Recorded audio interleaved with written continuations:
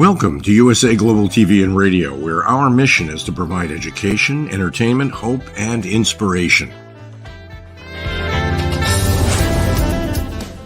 USA Global TV and Radio connects you with experts and audiences all around the world every single day to help you succeed in business and to live a richer life. Visit us at usaglobaltv.com to learn about career and life-changing training and mentoring programs like the Listening Mentor. Subscribe to our newsletter to stay informed about our special programs and offers.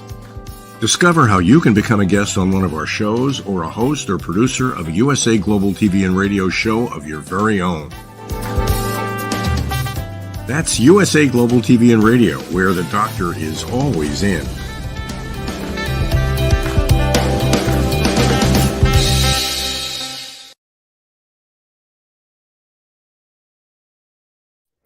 Hello, everyone, and welcome to USA Global TV and Radio. I'm Dr. Jacalyn Kerbeck, and our show today is a woman's prerogative. Our topic is, when I look in the mirror, it cracks. No kidding. When I look in the mirror, I see ... And today, before we bring out our panel, just going to read something out of She Believed She Could, So She Did. This is from Louisa May Alcott. I'm not afraid of storms, for I'm learning how to sail my ship. All right, let's bring out our panel. Joining us is Dr. DESZIREE Richardson in the house. Hello, how are you? Hi. Woo-hoo. Good to see you. How is everyone? How are you? And how is everyone who's watching this broadcast live now? And those of you who will watch after, I hope that you're well and you're living your best life despite the odds. Thank you for being here once again. I'm so happy. Yes, we're happy to too. Let's welcome Caroline HEWARD, the Harley Street stress expert, who's going to help you bust your stress. Bust your stress. Hello, Caroline. How are you? Hello. Good to be here, as always. Good to have you with us. And also, Dr. Starchild, Madalene Chen. Welcome. Hello. Hi. Hello. Hi, everyone. I love doing this show. We have so much fun. So much fun. So, what did you think of the quote that I read today? Do you remember it? About sailing our own ship. I just want to say that I think the broadcasting on my side is really sounding like a file paper. Just I'm not hearing clear, so I think maybe I might change my phone or sign back in. So I do apologize. Okay. Listeners, I'll be right back. So I'll sign out and try and sign back in again because I'm not. It's like a aluminum foil. The sound is not right. Okay. Okay. All right. Sorry about that, transmission issues, but let's continue on about sailing our ship. What do we think when you're in storms and we have to show up? Caroline. Well, I'm in one right now. Firestorm, so to speak. And one of the things that I do is acknowledge if there's a storm and if there's a difficulty and express the emotion, because that's important. We're all human. And then at the same time, I have practices and techniques and things that I do. But, we're all human, and it's important to remember that stuff happens, things can hit us, and it's actually what we do about it. And sometimes it gives us space to reflect and do more rather than be in a rush. And so my perspective is it gives us time. And when we're in the eye of the storm, we can stand still and look at everything around us. And when we stand still, then we get more perspective on where we go next. And we are in control of how we respond versus what actually is happening and what's going on around us. Very true and well said. That was an excellent answer, actually. Yes, it was. It really was. I just wanted to add to that, and then I'll go over to you, Dr. Chen, is that today Caroline and I exchanged some, I guess you call them text messages on Messenger. I don't know what they're called. But I shared with her that sometimes something happens to us that may impact somebody else, and the message is really for the other person, if that makes sense. Sometimes we are a conduit. So in other words, Dr. Chan, let's say something happens with you that impacts someone else. Maybe it's meant for you to learn something, but it's also meant for the other person. Okay. Are you asking, has anything like that happened to me in my life, or just understanding? No, I was just making a statement. All right. I love the statement. What are your thoughts about sailing your ship through stormy weather? Well, I have to say, Dr. Caroline really answered that well, perfectly in every way. I absolutely agree. You have to stop, because if you don't, everything is like, it's like, you know, when you put on the camera and you put it on, or you're on watching a video, sorry, and you put it on fast forward in fast. So everything is spinning. So there's no space to put things back in some kind of order. So that's what I think, in the way that it's a big video camera, your life is. And sometimes you have it on mega slow, like slow motion, when you're thinking, oh my gosh, you know, when's it going to arrive? And then you go on fast. So in the eye of the storm, usually an eye of a storm is fast on the outside, isn't it? I'm thinking of like hurricane, for example. But once you're in the eye of the storm, there's actually calmness. And in that eye of the storm is where you can steer your boat, rather than on the outside, which you're getting tossed and turned everywhere. If that kind of makes sense. It makes sense, definitely. Yeah, it definitely makes sense. Sometimes it can also be like you're on a Ferris wheel. It just keeps going up, and then you get stuck at the top and your feet are dangling. You're like, when am I going to get off this thing? Oh, don't you love it though? Isn't it? No, I do not love it. No, I don't like it either. You're kidding me. I don't like any of those rides. I love to be swinging in the air like that, suspended high up in the air. But if you're under the water, down in the water, forget it. Oh God, no way. No way. What do you mean, suspended in the water? Yeah, like for example, if you're diving and suspended in underwater, yeah, and where they fly, when the divers, it seems like they're flying. Okay, they're not flying in the air, but they are flying underwater. They are suspended. That it petrifies me in every way. Absolutely. Have you considered calling Caroline for an appointment? No, I haven't actually. I'll call you up, Caroline. I don't mean to say I want to go back. I don't want to, I can swim, but I don't know. I just don't want to go underwater. Were you thinking of sitting on the Ferris wheel and diving? Well, yeah, if I'm in the air and jump off the Ferris wheel and I have a parachute, love it. Love being in the air, flying. But once hit the water, that's when everything's underneath and you can't see. You've got no visibility. So it's what's underneath the surface that really gets to you. Oh, Dr. Jacalyn. Oh, you're on fire, girl. Yes, I guess so. Yeah. Well, let's ask the expert what her thoughts are about that. And I told Caroline she really should have doctor in front of her name. I think she's earned it. Actually, Caroline, you should. Honestly. I've done lots of paper qualifications over the years, and now I just do what I do, and none of them had doctor in front of it. So I kind of gave that one up. And thank you. From my perspective, I used to be, when I was younger, and maybe it's with age, I don't know, I used to be a real adventurer and I would do all sorts of things. But now, and in later life, sort of in the last 5 years, I went on a ride and it kind of scared me. I didn't feel very safe, and maybe I've lost that resilience of being on a roller coaster and going up and down. And I'm thinking, I don't want to be here. I want to get off. I just didn't feel safe. And that was the thing. Maybe when I was much younger, I didn't have that that feeling of not feeling safe. But now there's so many horror stories of, rides, collapsing and people having accidents. I just kind of didn't feel safe when I last went on, so I don't do them anymore. And that's sort of a bit sad. And at the same time, I suppose I've got a bit older. Going underwater, well, I've done scuba diving. I actually swam with the manatees back in 2007.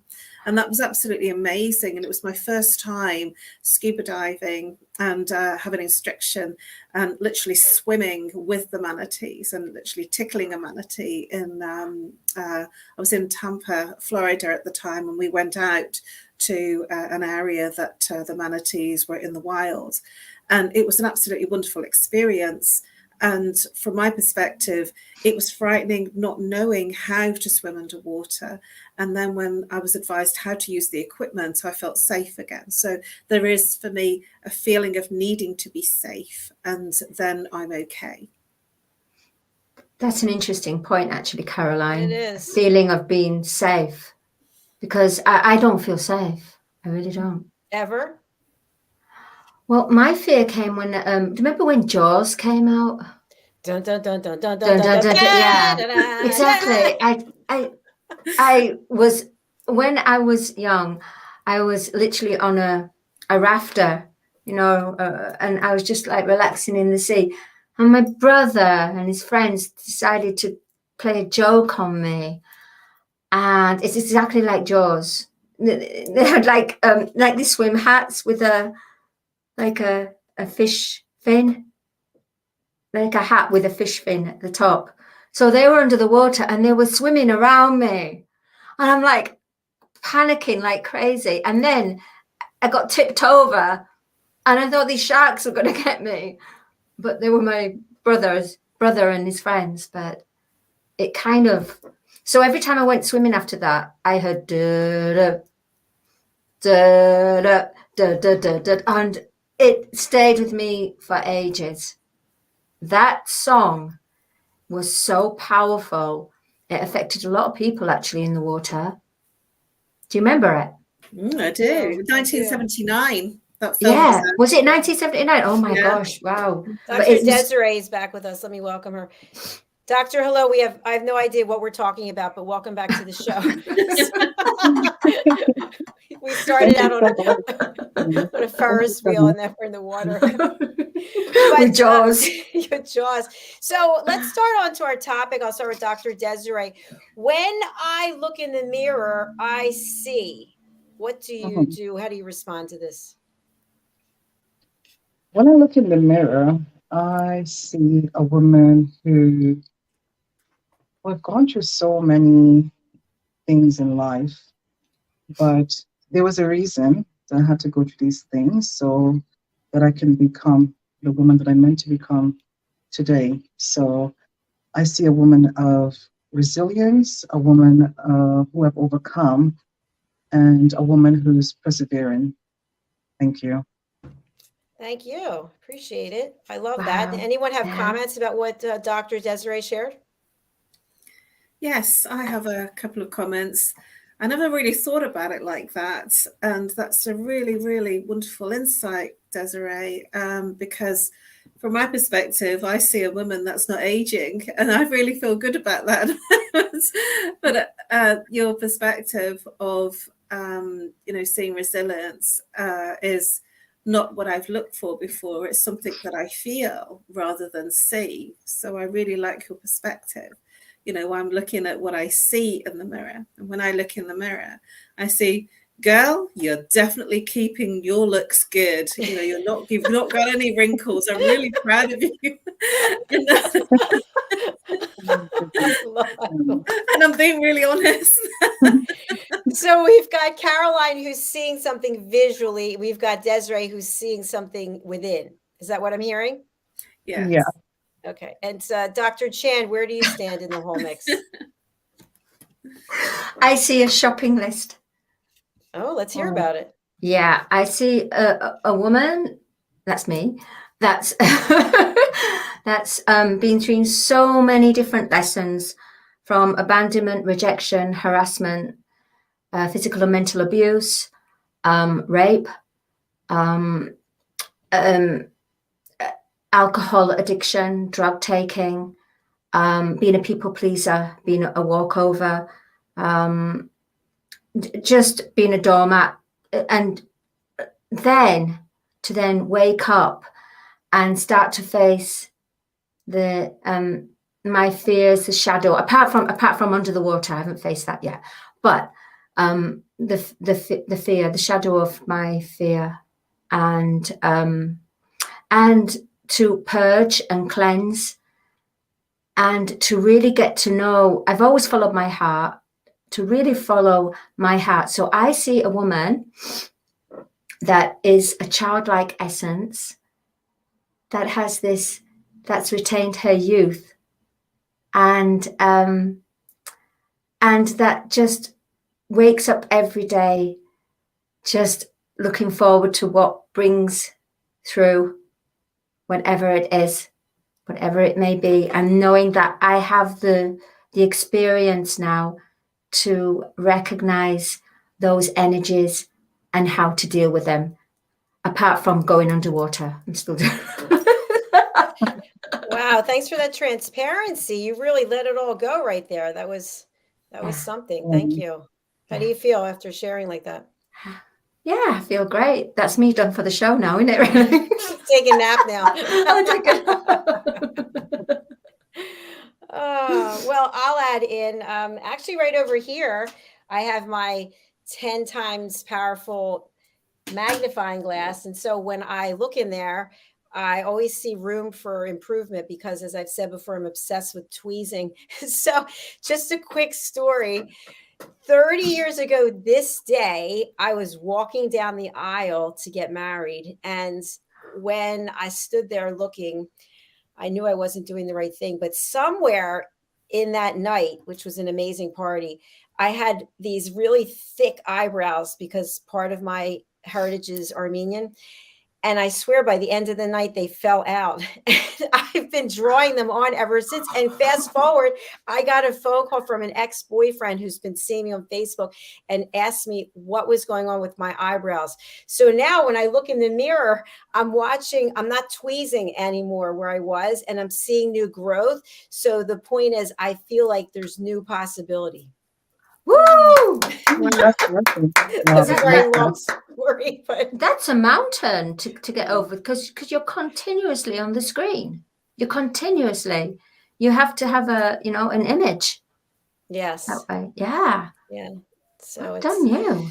Wow. Thank you very Yeah. much. Thank you.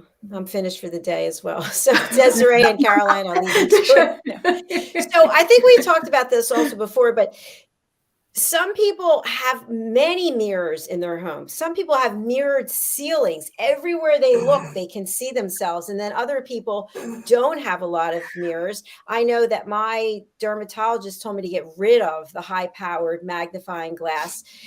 So what are your thoughts about it? Do you want to see as much of yourself as you can, as often as you can? Or do you want to just check in once in a while and see if anything's changed? Caroline, what about you? Well, I'm a mirror girl, and I do like my mirrors. I have mirrors. I have 2 in the living room. I have, which is living room, dining room. I have none in the kitchen. I have 2 huge mirrors in the bathroom and 3 in the bedroom, none in the office. So I am a mirror girl, and I'm not looking in it all the time. Mirrors actually create the expanse of space. And mirrors, along with plants, actually heighten, give more air to an environment, and it makes it more open and spacious.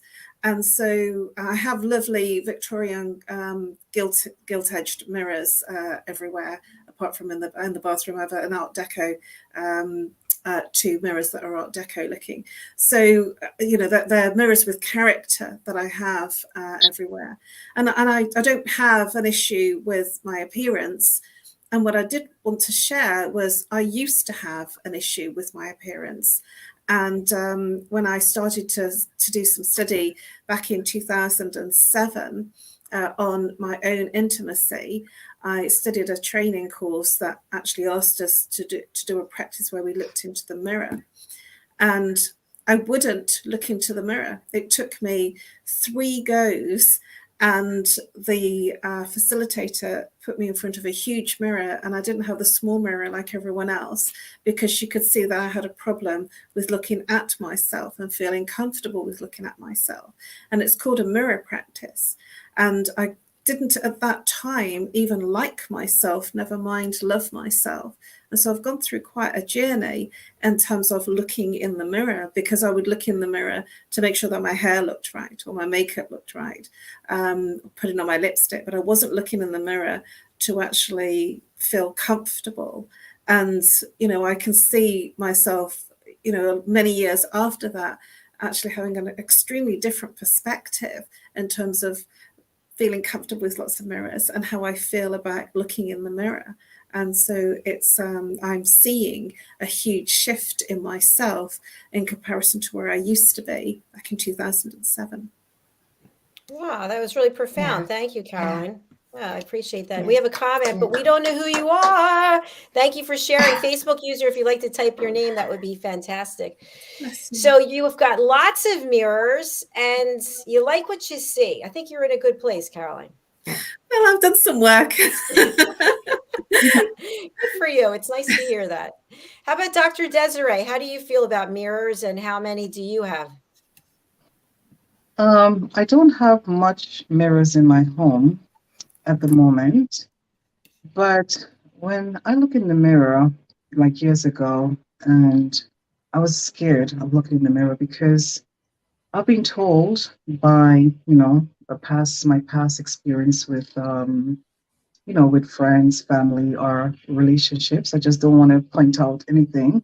That I was told that, you know, that I was fat, and actually looking back at my photos or my images and reflecting about the times looking in the mirror, I was actually scared of looking in the mirror, because when I appeared in front of the mirror, in my mind, because I've been told that I was, you know, fat and all of this insulting bullying, I actually start to see myself in that light, and really looking back at the bully at that time. They used to bully me about my weight, and looking back at those photos that I normally hide from social media, I actually posted those photos because at that time I was not even the size that I am today, and I was like, that was all a big lie.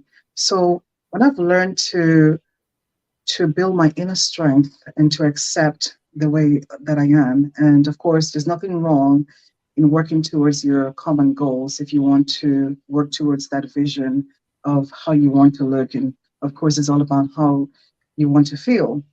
So going forward, when I look in the mirror, I see someone that is beautiful, someone who is, you know, who have so much to offer, but also someone who have to improve on all areas that I want to improve on in my life, where I'm not where I want to be in terms of how I appear in front of the mirror, because I'm still working on that, a few flaws that I have. And it's okay to have the flaws. And then it's also okay to power on and to do the things that's going to make you comfortable. So when I think about looking in the mirror now, I see strength, I see determination, but I also see flaws. But I see flaws and I accept them. But I also believe that you can work on those flaws that you have and, you know, create that image or that person or that you feel that you can be, because it's all about working towards those goals. If you want to look a bit slim on the face, you have to lose weight, you have to eat right. So there's nothing wrong with the mirrors. I see them as a reflection of how you feel and what you tell yourself. So if you go into the mirror and you said, if you look into the mirror and you tell yourself, you know, that you feel ugly, that's what's gonna appear in front of the mirror. But when you look into the mirror and you search within yourself and you see somebody who is amazing and you feel amazing, that is a reflection that you're going to see of yourself in the mirror. So yeah, that's my 2 cents. Yeah. That was beautiful. Yeah, it really was. Beautiful. Thank you. Thank Really. you. That was beautiful. Yeah. I love how you are all going Yeah. so deep and putting it out there. That means so much, because people are out there watching and looking at all of you and thinking, wow, they all have it so together. And here you are sharing, hey, yeah, I've got it together, but I've got some things I'm working on too. Yeah. It's important. And Dr. Chan, I don't want to forget you, Miss Ferris Wheel. Okay, so when I was partying in my days of going partying and going night clubbing and all this, I used the mirrors constantly.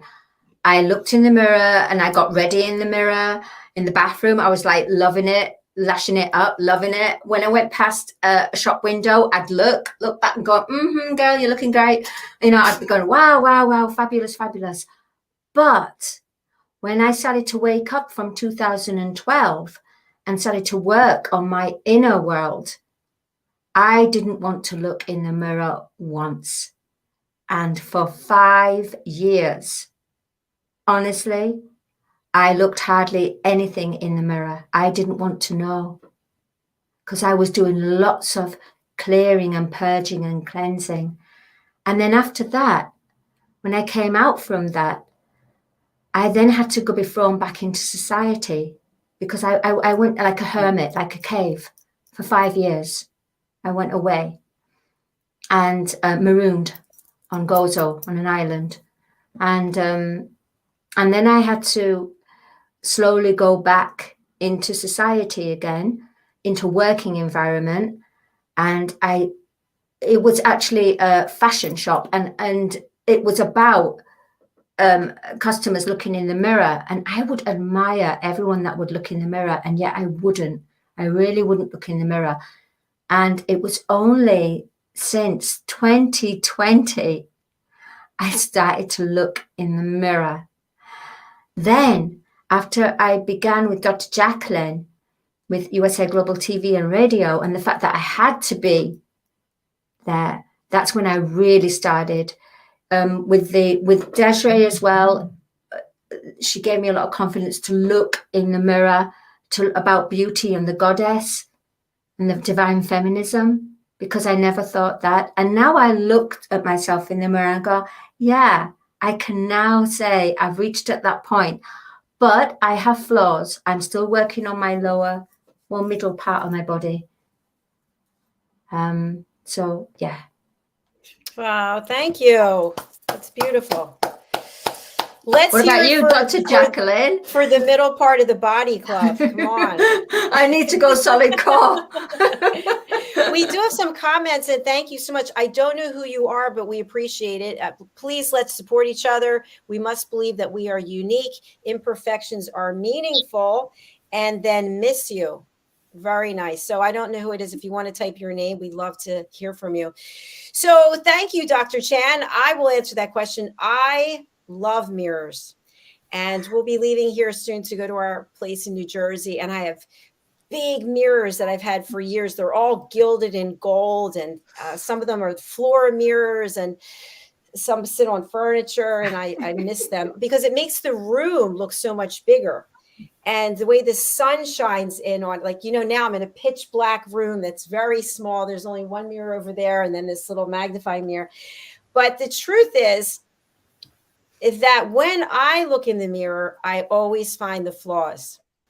That's what I always see.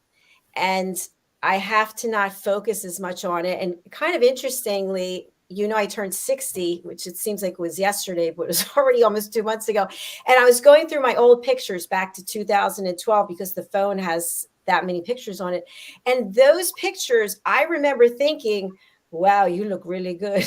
And I look back and I'm like, yeah, you look better now. You didn't even look good then, but you thought you did. So I think it's how you feel inside. And I think Caroline really, she likes the way she looks outside, and she likes the way she feels inside. So I think there's something to be said about that there's that peace. And that's why she can dance around and chant and do all the things that she does, because she's at peace with herself. That's very true, Jacalyn.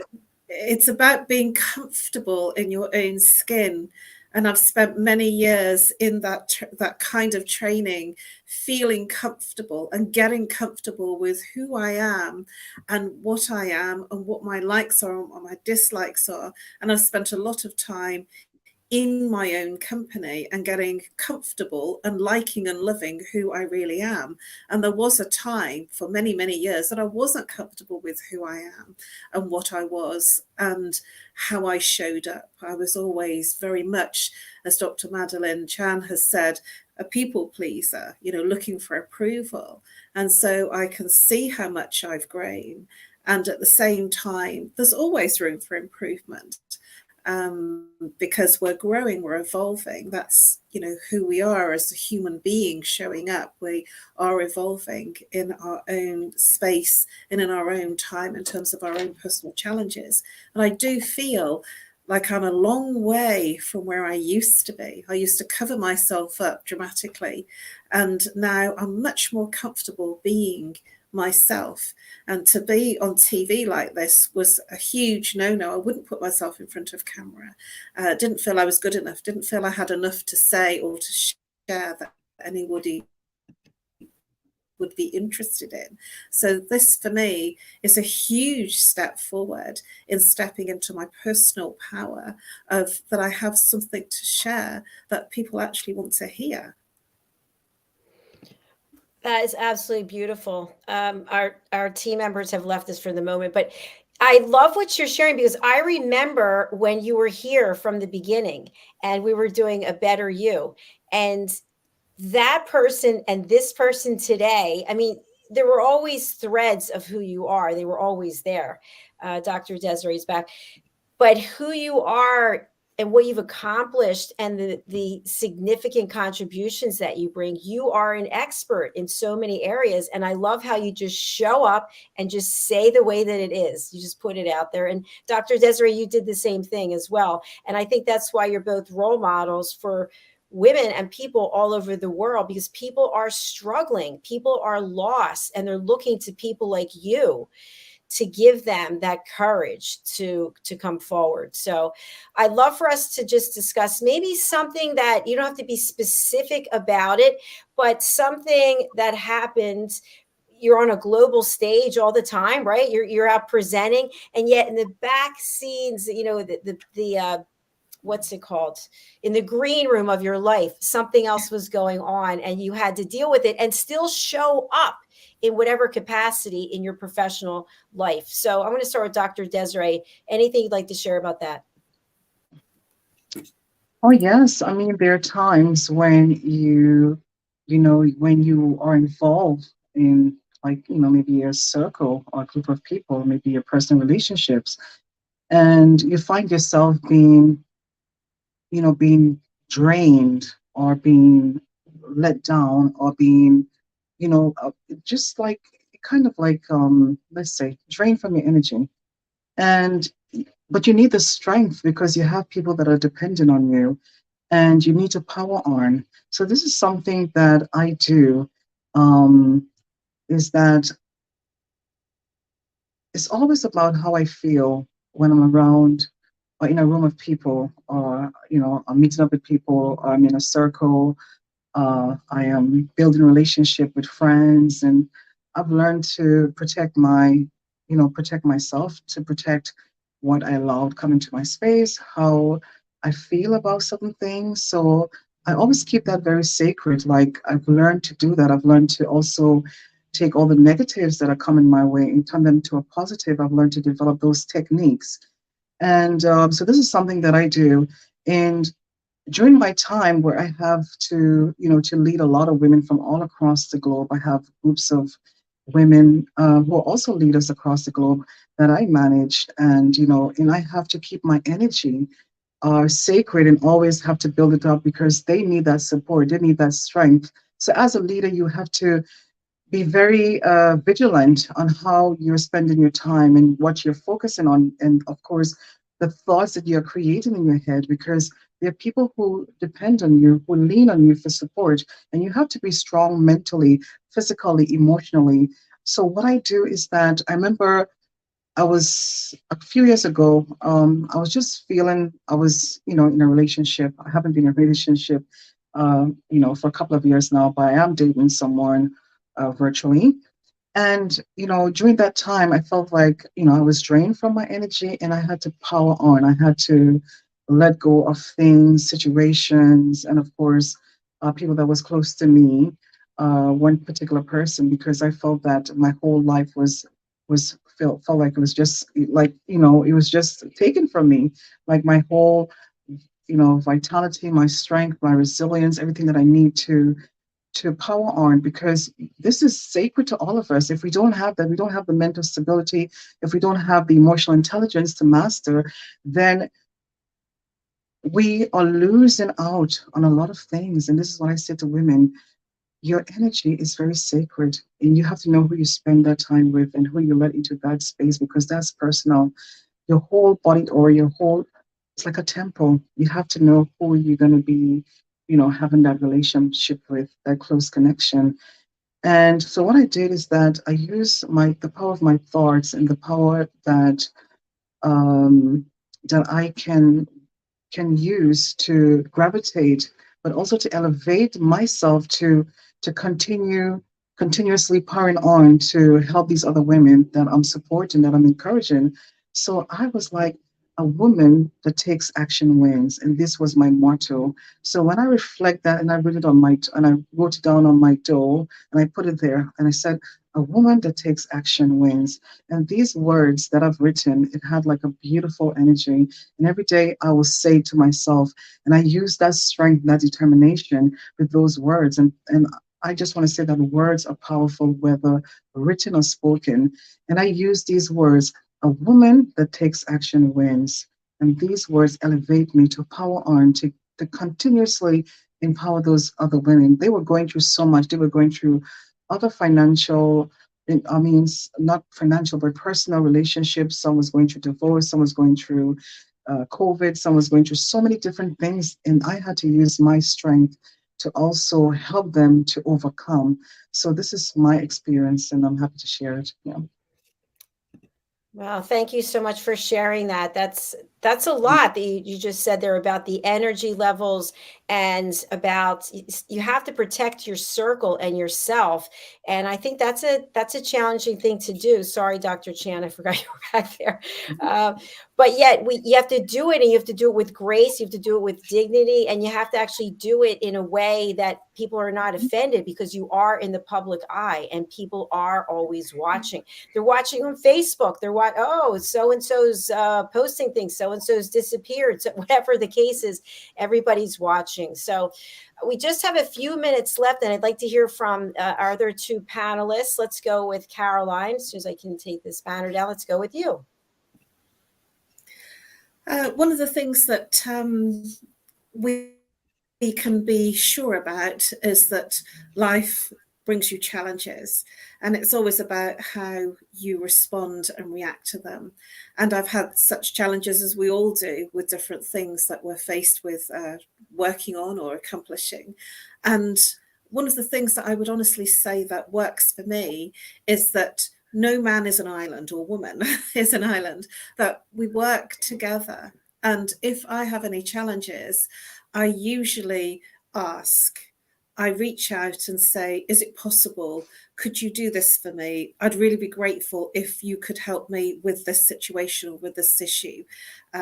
Is there anything that you can suggest? So I would always look and ask for support, for assistance, for help from somebody that may have the answers to some challenges that I'm facing, such as a situation with broadband, for instance, or with if the broadband is not working, can you help me? I'm really having a challenge with this. And if somebody comes on the line and says, how can I help you? I usually respond saying, I really do hope that you can help me, because I'm having a challenge right now. And I'm hoping that you're the one that's going to be able to help me.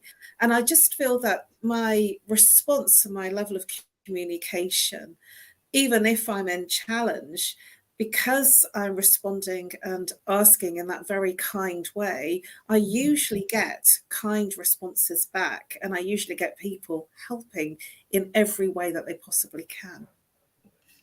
Fabulous. Thank you so much. I love the fact you brought up the tech issues. That's always a big one. We literally have 2 minutes left. So I want to say hello to Gaffa joining us from Ghana and watching live. Thank you for being here with us. Hi, Gaffer. Dr. Chan, I'll leave it to you to round us out. All right, challenges. For me, when I face challenges, I always ask my heart. And with that, I put my hand on my heart and I close my eyes and I just ask for the answers to come through. Now, if I'm having quite a particularly bad day and I'm not strong enough to be in tune, then I will ask my angels and my guides. If it's a technical problem, for example, I'll say the angels of that particular problem. So the angels of the computer, or the angels of working out this solution, this problem. So I address the problem, I ask the problem, and then I thank them for solving it, for helping me to bring a solution through. And also, the universe will also magnetize the people, the beautiful souls, the beautiful hearts that will come through to help me. So I might not know that person, but through me making my decree to the universe, setting my intention, then the universe, the wheels start turning, and then it will go out there, and it might not arrive in quickly, but it does arrive, and it depends on each situation is different. So, but the minute I doubt it, I close that energy off. So that's why I always have an open heart. I'm always connected to my angels, to the angels and the ascended masters, and they bring forth. Another beautiful comment. Thank you so much. I really feel so touched that we all shared this space today. And of course, we're missing our other panelist members as well. MARISKA, who just woke up, and JENETTA, who's still sleeping or just went to sleep, but she didn't have any power. I want to close out actually with a quote from this Onyx magazine, Rich Black publisher, whom I've had the pleasure of meeting. This quote is from one of my favorites, Oprah Winfrey, a major role model for me. It doesn't matter who you are, where you come from, the ability to triumph begins with you always. And there we have it. So thank you for being here today. I do have one more announcement, which is we will have 2 weekly shows of A Woman's Prerogative. And that's so that we can make sure we include all the time zones around the world, and that people don't have to be doing the show when they should be sleeping or in the middle of the night. So we're going to keep this time slot with these panelists, and then we'll be starting another time slot that I'll announce very soon. So thank you for being here, and thank you for sharing, panelists. I really respect you. You went deep today, and it's really enlightening, and it means a lot to me for you to share as you did today. So we'll look forward to seeing you next week. Bye, everyone. Bye-bye. Bye. Bye. Bye-bye. Bye.